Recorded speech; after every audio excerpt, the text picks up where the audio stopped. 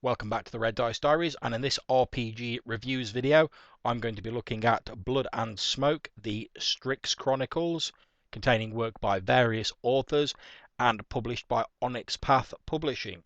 This is the latest book for the New World of Darkness Requiem game line and is in the modern horror genre. The book comes in at about just over 300 pages, and I'm looking at a colour PDF copy during this review. So, how did I come to review this product? Well, late in 2013, Onyx Path Publishing released the God Machine Chronicle. Now, this was a book of 2 parts, and I reviewed it when it came out. I'll put a link down below. Part of the book was designed to upgrade and update the New World of Darkness core rules, whilst the other provided the framework of a chronicle featuring the God Machine from the title as the main antagonist, and providing numerous different suggestions and plot seeds for how you could run a chronicle featuring the titular God Machine. Blood and Smoke aims to do the same for the vampires of the Requiem game line, updating the rule system and providing a campaign framework for featuring the Strix as the main antagonist, shadowy owl-like spirits that prey on kindred as they prey on mortals. So, what sort of central mechanic does this game use? Well, the game uses the by now standard to most people World of Darkness D10 game mechanic, where you add up your attribute and your skill to get a number. You then take that number of D10s and roll them. Each dice that comes up above an 8 or with an 8 on it is a success, and you generally require a number of successes to succeed in a roll. There are numerous game mechanics and little additional rules that can tweak this one way or another, making it more likely or less likely for you to succeed. However, the main core rules are simply that. You create a dice pool, you roll that number of dice, and then work out how many successes you've got to determine whether you've succeeded or failed.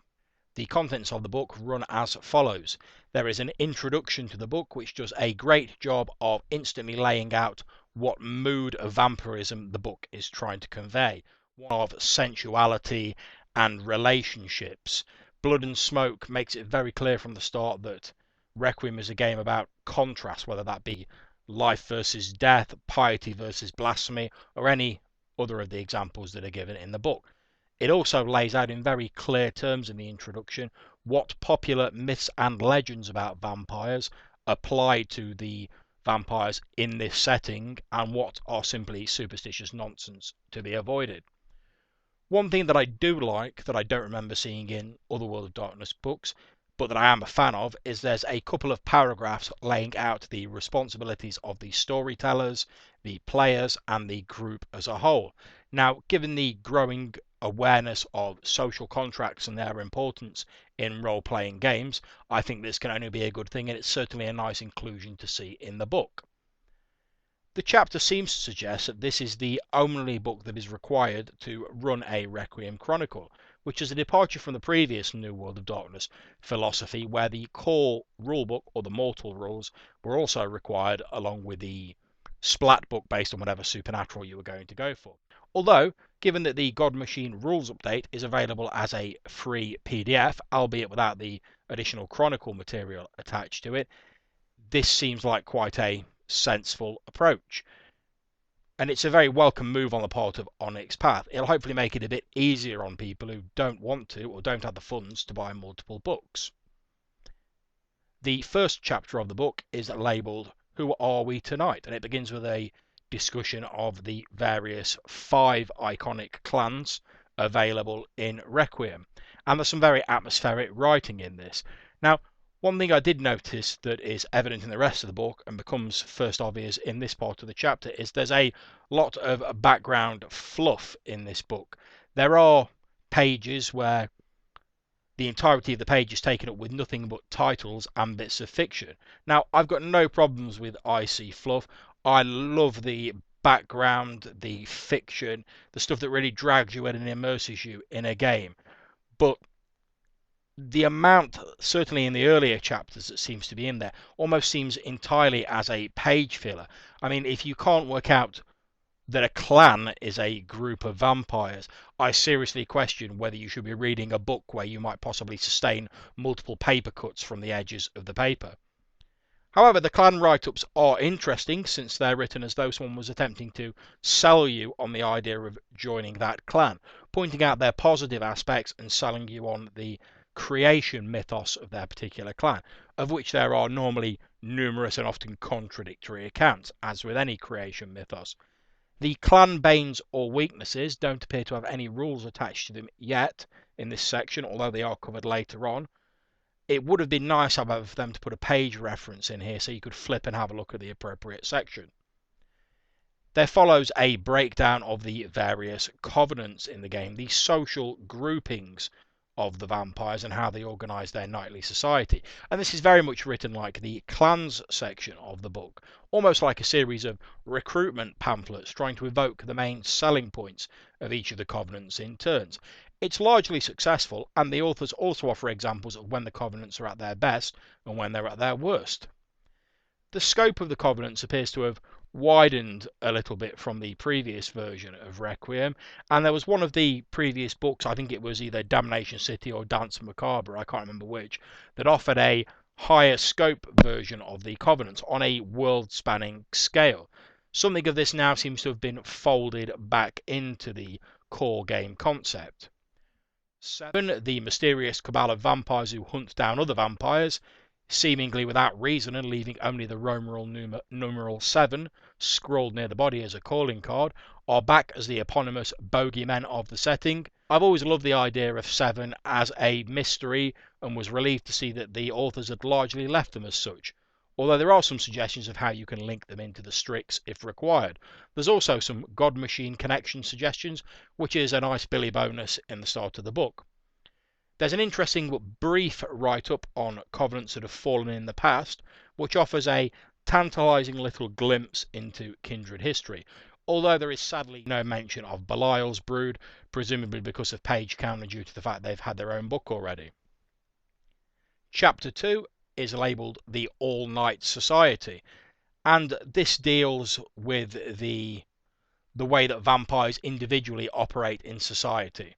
And the writing style in this chapter has a very frenetic, action-packed feel to it, as with most of the rest of the book. It blurs past in a tableau of bewildering images, occasionally pausing as some part of the system comes into focus before spinning off on a tangent again. And the writing, although it sounds a little disjointed from what I'm saying, actually hangs together very well. And it gives you an idea of how the kindred must feel, remaining static as they are, unchanging as the world whizzes past them. And the section has a semi-questioning, icy tone, as though the author is trying to speak to you about the kindred rather than simply hand you down a load of rules from on high. Even though the tone of this section and a lot of the book could perhaps best be described as urgent and conversational, it does manage to slip a surprising number of concepts and amount of information into the clipped one-sided conversational paragraphs, sliding the information almost under the radar of your awareness, so you find yourself picking up on a surprising number of things as you go along, even though you may not be aware of it at first. Peppered amongst the chapter are little quotes and snippets that do a really great job of evoking the atmosphere of the various pieces. My personal favourite is the little aside where it's a father telling his child there is nothing under the bed, and when he leaves the room, a voice from under the bed says, "Don't let your arms and legs hang off the side, and you'll be fine." This really evokes some of the terror of the kindred condition and how they relate to mortals. The concept of touchstones is also introduced in this chapter, and these are relationships and ties to the mortal world that keep a kindred from losing themselves and becoming little more than a bestial blood drinker.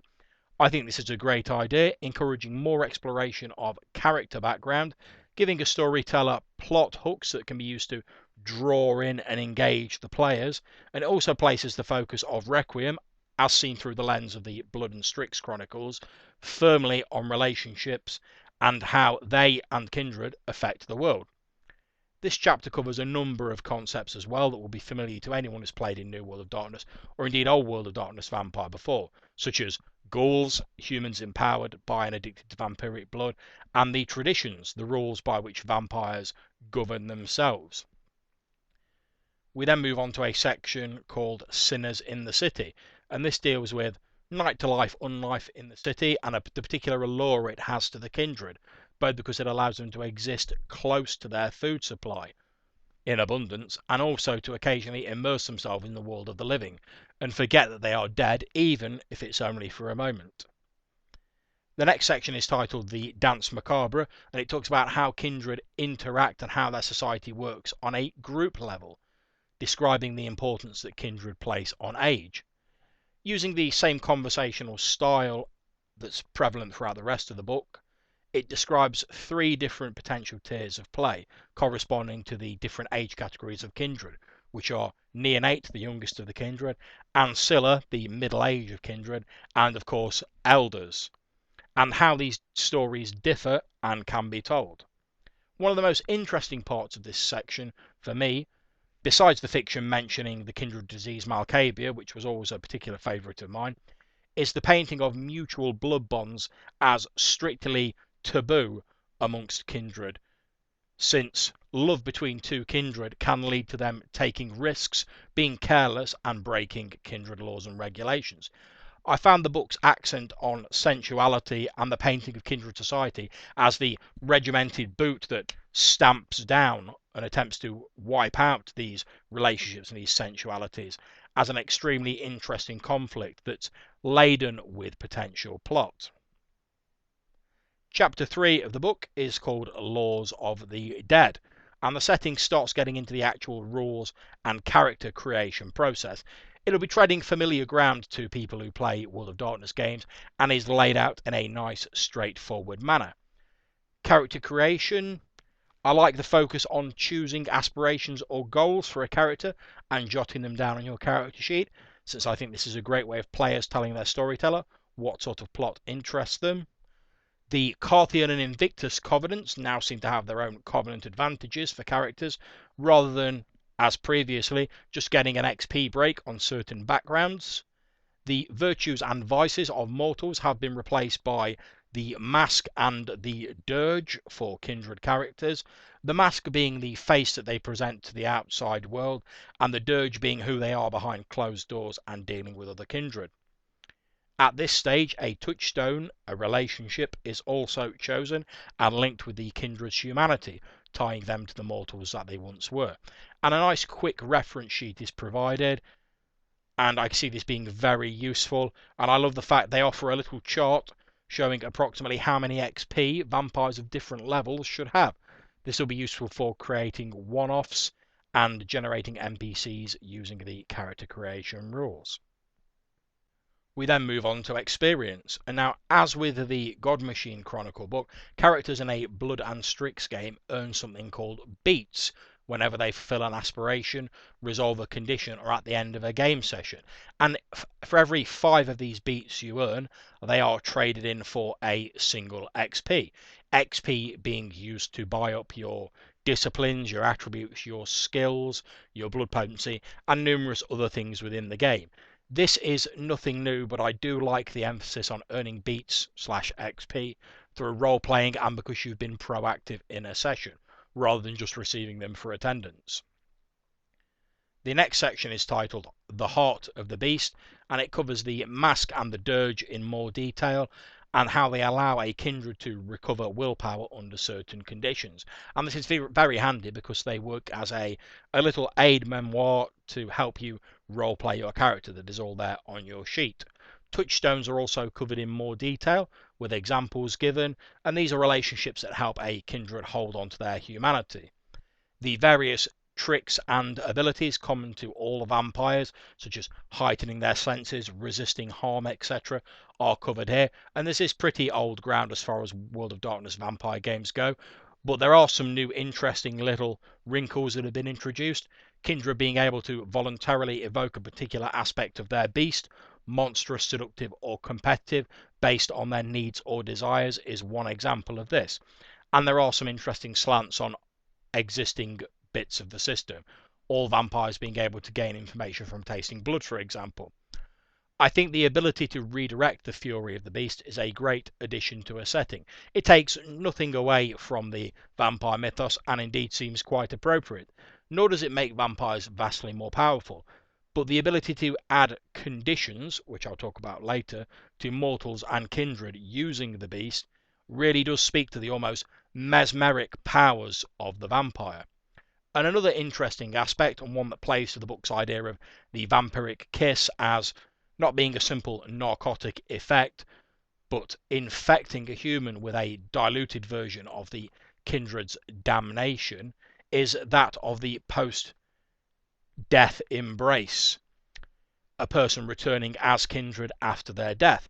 Previously, this was an optional extra in the game, but it's now been enshrined as part of the main rules and expanded so that any person who has fed on kindred vitae within a week of their death may rise as a vampire, although the resultant kindred are generally looked on with derision by vampiric society.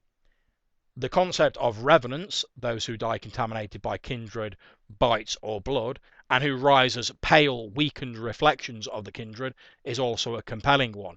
An additional potential cost to indiscriminate feeding that any sane kindred must take into account and, if possible, avoid. It could also have disastrous consequences for any kindred who is a little bit careless but largely attempting to cleave to their human morality. There's some great advice on feeding scenes, and it's suggested that these be used to spotlight a character with other player characters taking the roles of NPCs. I think this is a great idea, and if used correctly, could be used to give each separate character their individual moments in the spotlight without subtracting from the group nature of role-playing. The rules for clan banes or weaknesses are also covered in this section. Mostly they seem to either limit the vampires of certain clans in regards to specific behaviours or in certain situations. I think all of them do a good job of reinforcing the character of their particular clans without crippling the character in question to the extent that it becomes no fun to play them. An additional interesting aspect has been added to losing humanity, in that events potentially causing humanity loss for a kindred are now defined as breaking points.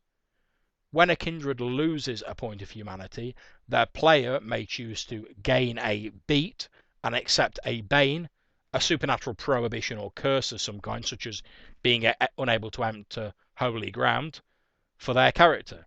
If they do so, then they never have to test for that particular breaking point or situation again.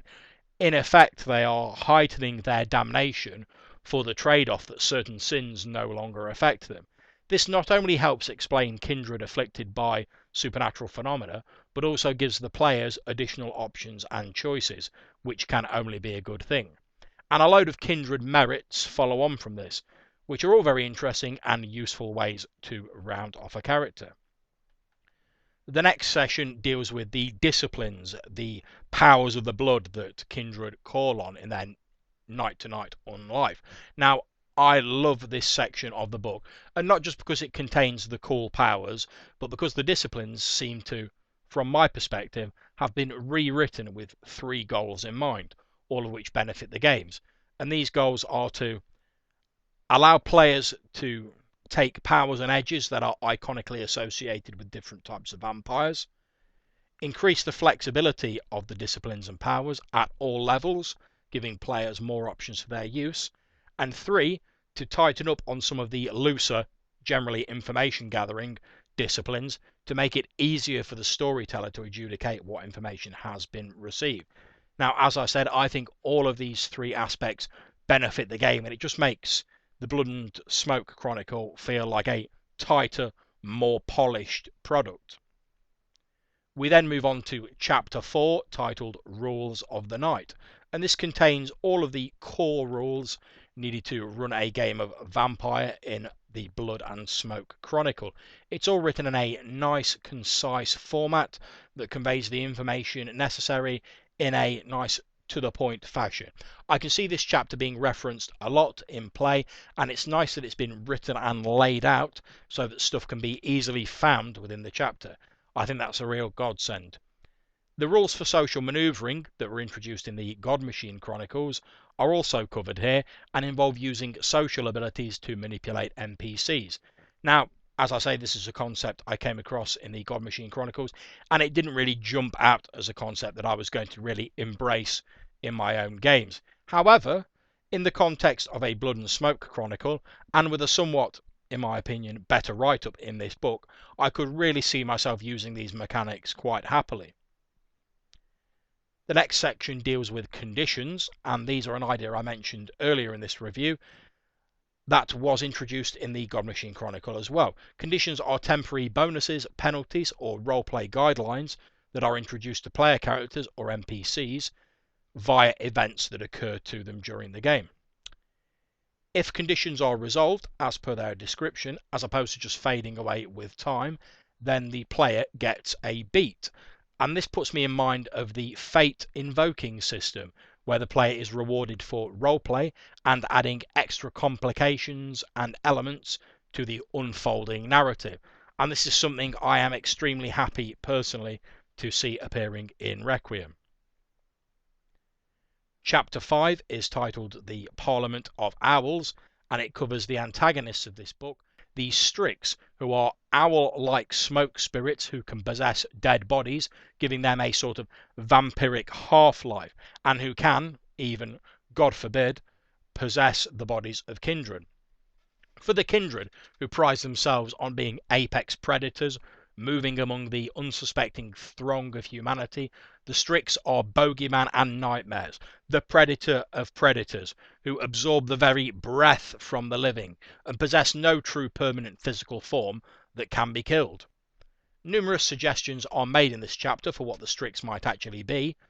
Perhaps they are ancient spirits who taught the first kindred how to survive their curse, or maybe they are the beast personified. Who knows? This chapter follows the New World of Darkness toolbox idea, where the actual final choice is left up to individual storytellers. The fact that this concept is central to the game line is one of the huge plus points about the New World of Darkness, as far as I'm concerned. And yes, you can always alter stuff in other games, but I enjoy the fact it's a game that actually acknowledges that and just gives you the tools to make your own chronicle, really enshrining that philosophy of personal choice and individuality within the core game line. A number of pre-generated Strix examples and antagonists follow. These are all interesting and contain some intriguing plot potential.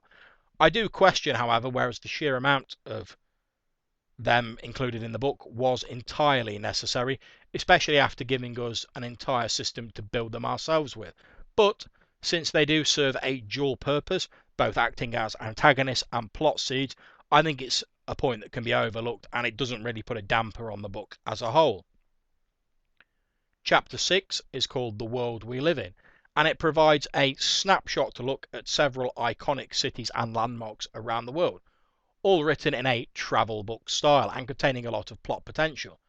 I don't think there's anything really in this chapter that you couldn't come up with yourselves, given time to think and a tour guide, or indeed a judicious search of the internet, but it's nice to have it there in the book for quick reference if you need it.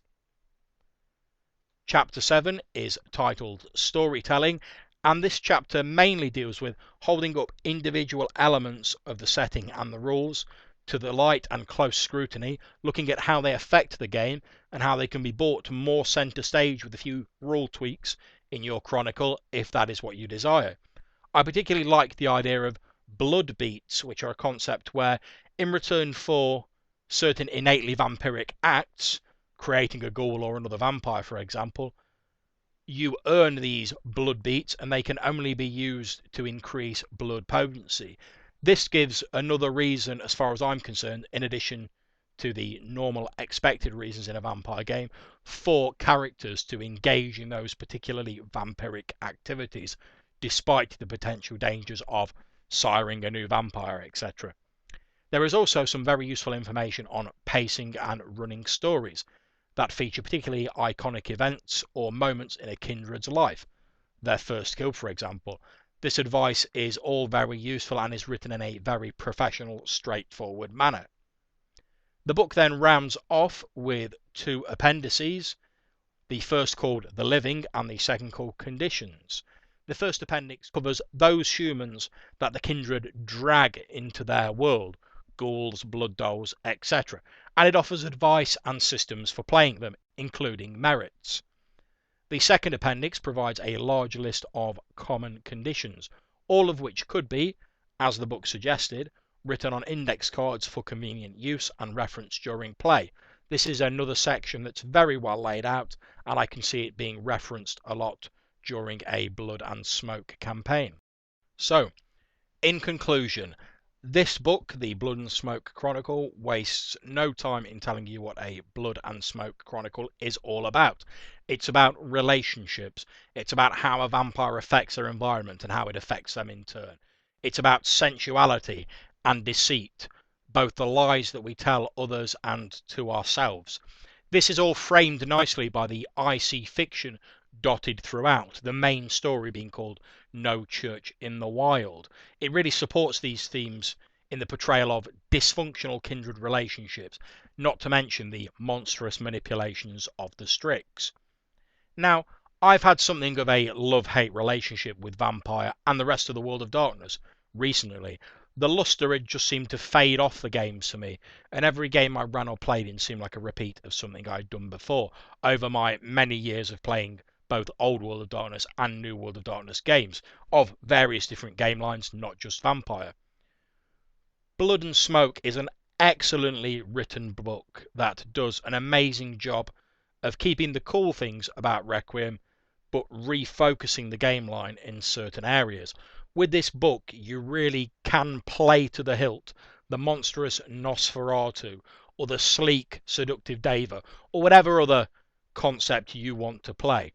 However, the game never lets you forget that kindred are defined by their effect on other people, and by other people's effects on them. Relationships, no matter how dysfunctional, hold the beast in check and raise a kindred above a simple bloodthirsty animal. Isolating yourself from humanity leads to your own humanity leaving you.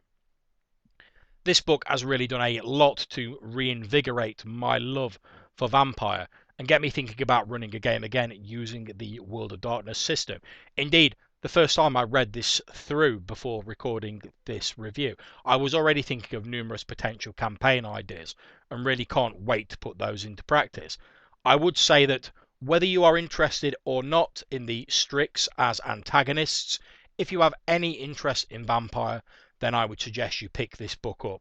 Certainly, if your review of vampires has them centre stage as the seductive apex predators of legend and myth, then this will be the book for you and will be right up your street. I highly recommend it in all senses of the word. Well, I hope you've enjoyed this RPG review, and if you've liked it, you'll click on like and subscribe down below. Please leave any comments you may have in the comments box, or hit me up in the Google Plus links. Until I see you next time, thank you very much for listening and for watching. This has been the Red Dice Diaries, and I hope to see you all again. Take care.